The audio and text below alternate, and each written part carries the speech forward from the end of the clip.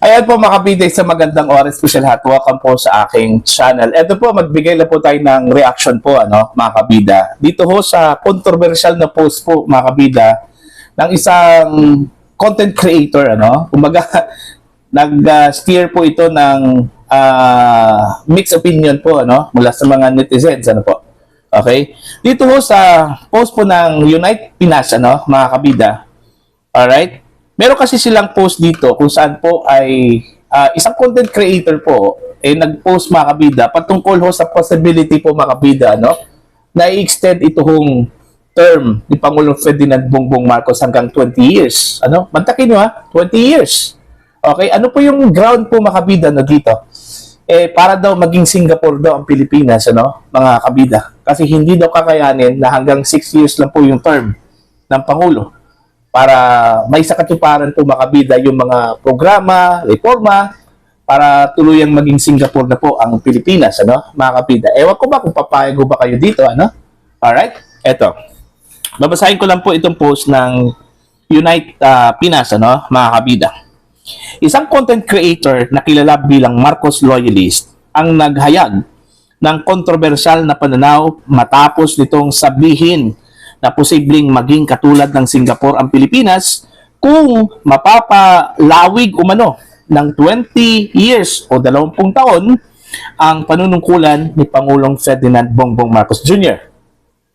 Sa isang social media post, iginiit ng naturang content creator na may potensyal ang bansa na makamit ang kaunlarang tinatamasa ng Singapore kung mabibigyan ng mas mahabang panahon ang kasalukuyang administrasyon upang ipatupad ang mga programa at reforma nito. Ayon sa kanya, hindi sapat ang kasalukuyang termino upang ganap na maisakatuparan ang malalaking pagbabago sa ekonomiya, infrastruktura at pamamahala. Gayunman, umani ng iba't ibang reaksyon mula sa netizens ang pahayag. May ilang sumang-ayon at nagsasabing mahalaga ang continuity ng mga proyekto upang makamit ang pangmatagalang pag-unlad. Subalit marami rin ang tumutol at nagpaalala na malinaw sa nakasaad sa 1987 Constitution ang limitasyon ng termino ng Pangulo na 6 na taon lamang at walang re-election. Ayon. Medyo nababahala po ako dito sa post po mga kabida, Ewan ko kung sino po ang content creator na tinukoy po makabida ng post po ng Unite Pinas, hindi naman po binanggit yung pangalan po makabida, po. Basta Marcos Loyalist daw. Alright? Parang sa tingin ko lang po dito is testing the water lang po ito, Kumbaga, tinitesting po makabida ng content creator na ito, kung ano bang magiging reaction po ng publiko, kung sakali man po ma-extend yung term ni Pangulong Ferdinand Bongbong Marcos, mga kabida. Okay? May balak pa ang Pangulo na-extend yung kanyang term? Okay? O baka may balak. Okay? Mga kabida. Hindi naman po imposible po, kasi may pinagmanahan anong nangyari po nung kanyang ama po makabida na naging Pangulo po ng Pilipinas, di ba? Umabot pa ng 20 years. Umabot po ng 20 years po makabida yung panunungkulan po ng dating Pangulong Ferdinand Edrilin Marcos Sr., makabida. Although maganda po yung resulta, naging Asia's Tiger po ang Pilipinas, makabida, Alright? Kilalang kilala po sa hanay po ng agrikultura, okay? At iba pang mga field, ang Pilipinas. Pero sa nararanasan po natin ngayon, sa pamumuno po ni Pangulong Ferdinand Bongbong Marcos, kung saan po, dami yung controversial na issues po, mga kabida. Tulad na lang po ng corruption, okay? Utang po ng Pilipinas, na lumobo na po hanggang 18 trillion na po ngayon, mga kabida. Papayagan ba ninyo na ma-extend pa ang term ni Bongbong Marcos po, mga kabida? Ayun pa lang more than 3 years na po, mga kabida. Mula sa 11 trillion pesos po na utang. Combine po yan, mula kay Cory, okay, Fidel Ramos, Erap Estrada, Okay? Ito hong si Gloria Macapagal Arroyo, Pinoy, Duterte. Okay? Umabot na po ng 18 trillion, almost 20 trillion na po. Mula sa 11 trillion pesos po, ano, mga kabida. How much more kung i-extend pa natin ng 14 na taon, ano, para eksaktong maging 20 years po, mga kabida, ito kung si Pangulong Ferdinand Bongbong Marcos. Okay? Di ba? Oh, ako duda po ako dito eh. Kung totoo man po itong post po, mga kabida, no? Although hindi ko nabasa po yung exact post po ng isang content creator kasi hindi kasi binanggit yung pangalan eh, ano, mga kabida. Alright? Ako duda po ako dito na baka testing the waters lang po ito, ano? Alright? Although, wala naman pong kumbaga intel, ano, na nagbabala po si Pangulong Marcos, mga kabida, na hindi ho bumitiw sa kanyang pwesto, ano, pagkatapos ng kanyang term. Alright? Pero may posibilidad eh, ano, mga kabida.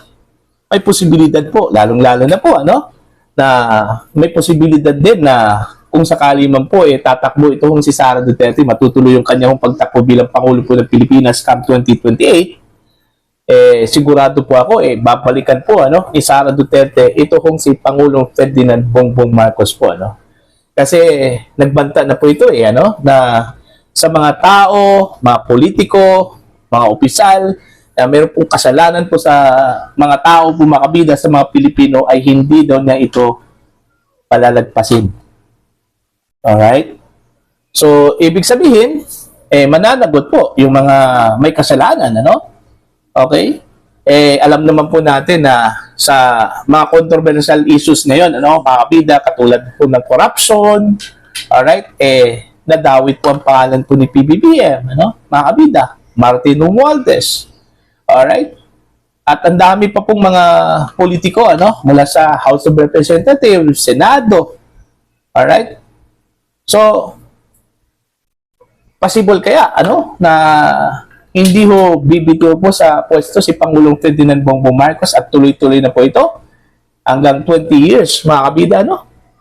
O ito, haka-haka lang po ito, ano? Kasi kinoconnect ko lang po dito ho sa post po ng Unite Pinas, ano, mga kabida, na meron pong isang content creator po, ano, na nag-post patungkol ho sa posibilidad na i-extend ito kong term ni Pangulong Marcos para lang po, mga kabida, matulad po tayo sa Singapore. Okay? Unang-una po, tama yung post, ano? Reaction po ng ilang mga netizens, ano, mga kabida, na nakasabihan sa ating saligang batas na 6 na taon lang po ang termino ng isang Pangulo ng Pilipinas. Kung gusto po nila, i-amend natin yung saligang batas po natin, ano? Gawin po natin 20 years yung term ng isang Pangulo po ng Pilipinas, pero hanggat walang amendment po na nangyayari po, mga kabida, hanggang 6 years lang po talaga ang term ng isang Pangulo po ng Pilipinas. Okay? Pero kung meron pong manghas po, mga kabida, na i-extend po ito, ibang usapan na po yun. Alright?